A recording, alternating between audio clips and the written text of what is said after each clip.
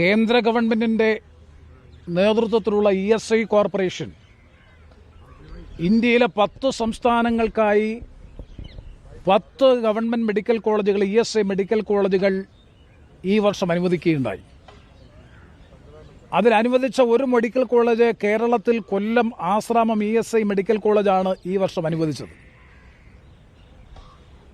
ആ അനുവദിച്ച ESI medical college ആരംഭിക്കുന്നതിനാവശ്യമായിട്ടുള്ള നടപടിക്രമങ്ങൾ പൂർത്തീകരിക്കണമെന്നുണ്ടെങ്കിൽ ആദ്യം ESI corporation national medical commission ഇതുമായി ബന്ധപ്പെട്ട അപേക്ഷ നൽകണം. ആ അപേക്ഷ നൽകണമെന്നുണ്ടെങ്കിൽ മെഡിക്കൽ കോളേജ് ആരംഭിക്കുന്നതിനുള്ള അപേക്ഷ നൽകണമെന്നുണ്ടെങ്കിൽ സംസ്ഥാന ഗവൺമെൻറ്റിൻ്റെ എസൻഷ്യാലിറ്റി സർട്ടിഫിക്കറ്റ് ലഭിക്കണം. എസൻഷ്യാലിറ്റി സർട്ടിഫിക്കറ്റ് എന്ന് പറഞ്ഞാൽ പ്രാഥമികമായിട്ടുള്ള സംസ്ഥാന സർക്കാരിൻ്റെ ഒരു കൺകറൻസ് മാത്രമാണ്. കാരണം ഞങ്ങളുടെ സംസ്ഥാനത്ത് അത്തരത്തിലൊരു മെഡിക്കൽ കോളേജ് ആവശ്യമാണ്, അതിനനുരോധമായിട്ടുള്ള പേഷ്യൻസ് ഉണ്ട്, അതുകൊണ്ടൊരു മെഡിക്കൽ കോളേജ് ഗുണകരമാണ്, ആവശ്യമാണ് എന്ന് കാണിക്കുന്ന ഒരു സാക്ഷ്യപത്രം അല്ലെങ്കിൽ ഒരു സർട്ടിഫിക്കറ്റ്, എസൻഷ്യാലിറ്റി സർട്ടിഫിക്കറ്റ് കൂടി വെച്ചിട്ട് വേണം നാഷണൽ മെഡിക്കൽ കമ്മീഷന് പുതിയ മെഡിക്കൽ കോളേജ് ആരംഭിക്കുന്നതിനുള്ള അപേക്ഷ സമർപ്പിക്കാൻ. ആ എസൻഷ്യാലിറ്റി സർട്ടിഫിക്കറ്റ് കിട്ടുന്നതിന് വേണ്ടി ജനുവരി മാസം 9 ESI corporation medical directorate of medical എഡ്യൂക്കേഷനും അതുപോലെ തന്നെ സംസ്ഥാന ഗവൺമെൻറ്റിനും ESI കോർപ്പറേഷൻ അനുമതി നൽകി. ആ അനുമതി നൽകിയതിന്മേൽ ഒരു നടപടിയും സ്വീകരിക്കാൻ ഗവൺമെൻറ് തയ്യാറായില്ല എന്ന് മാത്രമല്ല, അവസാന നിമിഷങ്ങളിൽ DME കൊണ്ടൊരു പരിശോധന നടത്തിച്ച് അവിടെ സ്ഥല സൗകര്യമില്ല, ആവശ്യമായിട്ടുള്ള ഫാക്കൽറ്റി ഇല്ല, അതുകൊണ്ട് ഒരു തരത്തിലും മെഡിക്കൽ കോളേജ് ആരംഭിക്കാൻ കഴിയില്ല എന്ന നിലയിൽ വളരെ നെഗറ്റീവായിട്ടുള്ള റിപ്പോർട്ടുണ്ടാക്കി. 28 അവസാന ദിവസം നാഷണൽ മെഡിക്കൽ കമ്മീഷൻ മുമ്പാകെ പുതിയ മെഡിക്കൽ കോളേജ് ആരംഭിക്കുന്നതിനാവശ്യമായിട്ടുള്ള അപേക്ഷ സമർപ്പിക്കുന്നതിൻ്റെ അവസാന ദിവസം ജനുവരി മാസം 28.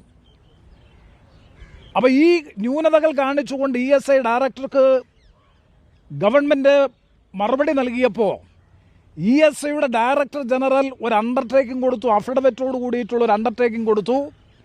നിങ്ങൾ ഈ പറയുന്ന പോരായ്മകൾ മുഴുവൻ അടുത്ത ഘട്ടത്തിൽ പരിഹരിച്ചു കൊള്ളാം, എസൻഷ്യാലിറ്റി സർട്ടിഫിക്കറ്റ് ലഭിക്കുന്നതിനാവശ്യമായിട്ടുള്ള നടപടിക്രമങ്ങളെല്ലാം തന്നെ പൂർത്തീകരിച്ചിട്ടുണ്ട്, മെഡിക്കൽ കോളേജിന് വേണ്ടി ഡീനെ അപ്പോയിൻ്റ് ചെയ്തിട്ടുണ്ട്, 6.7 ഏക്കർ ഭൂമി നിലവിലുണ്ട്, 220 ബെഡുള്ള ESI ആശ്രാമം സൂപ്പർ സ്പെഷ്യാലിറ്റി ആശുപത്രിയുണ്ട്, അതോടൊപ്പം തന്നെ അഡ്മിനിസ്ട്രേറ്റീവ് ബ്ലോക്ക് ഉണ്ട്, ക്ലാസ് ആരംഭിക്കാൻ നേരത്ത് ടെമ്പററി സൗകര്യമുള്ള കെട്ടിടം കണ്ടെത്തിക്കൊണ്ട് ആരംഭിക്കാൻ കഴിയും.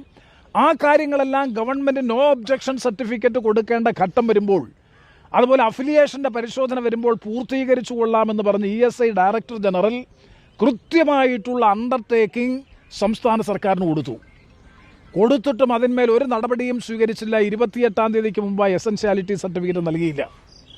തുടർന്ന് ഞാൻ തന്നെ മുൻകൈ എടുത്തുകൊണ്ട് നാഷണൽ മെഡിക്കൽ കമ്മീഷനുമായി ബന്ധപ്പെട്ടുകൊണ്ട് ആ തീയതി 3 വരെ, ഫെബ്രുവരി മാസം 3 ഇന്നലെ രാത്രി 12 മണി വരെ ഞങ്ങളുടെ ശ്രമഫലമായി ദീർഘിപ്പിച്ചു.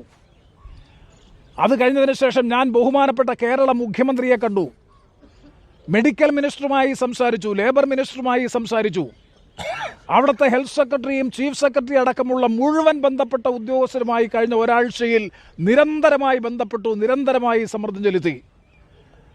എന്തിനേറെ പറയുന്നു, കേന്ദ്ര തൊഴിൽ മന്ത്രി മൻസുഖ് മണ്ഡാവിയ നേരിട്ട് കേരളത്തിൻ്റെ മുഖ്യമന്ത്രിയെ വിളിച്ച് എസൻഷ്യാലിറ്റി സർട്ടിഫിക്കറ്റ് നൽകി സഹായിക്കണമെന്ന് ആവശ്യപ്പെട്ടു.